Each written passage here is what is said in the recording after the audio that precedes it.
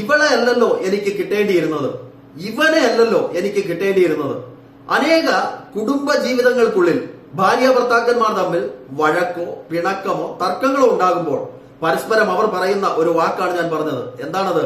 ഇവളല്ലല്ലോ എനിക്ക് ലഭിക്കേണ്ടിയിരുന്നത്, ഇവനെ അല്ലല്ലോ എനിക്ക് ജീവിത പങ്കാളിയായി കിട്ടേണ്ടിയിരുന്നത്.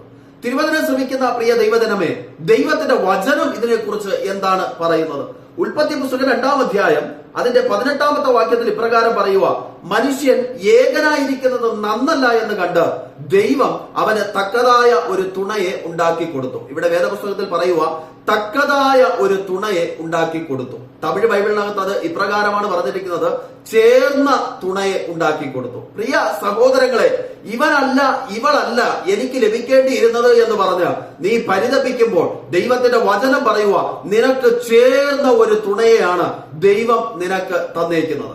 എന്തെങ്കിലുമൊക്കെ കുറവുകൾ നമ്മുടെ പങ്കാളിയിൽ കാണുമ്പോഴാണല്ലോ നമ്മൾ പറയുന്നത് ഇവൾ എനിക്ക് ചേർന്നതല്ല, അല്ലെങ്കിൽ ഇവളെ അല്ല എനിക്ക് ലഭിക്കേണ്ടിയിരുന്നത് എന്ന്. എന്നാൽ പ്രിയ സഹോദര, പ്രിയ സഹോദരി, നിനക്ക് അവളിൽ ഒരു കുറവ് കാണുവാൻ കഴിയുന്നു എങ്കിൽ, നിന്നോട് ചേർന്ന് നിൽക്കുവാൻ നിനക്ക് തന്ന തുണയിൽ ഒരു കുറവ് നീ കാണുന്നു എങ്കിൽ, അതേ കുറവ് അല്ലെങ്കിൽ വേറൊരു കുറവ് നിനക്കുമുണ്ട്.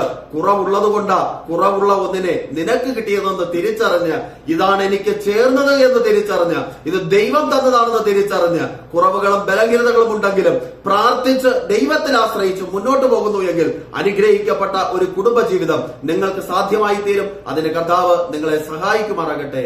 ആമേൻ.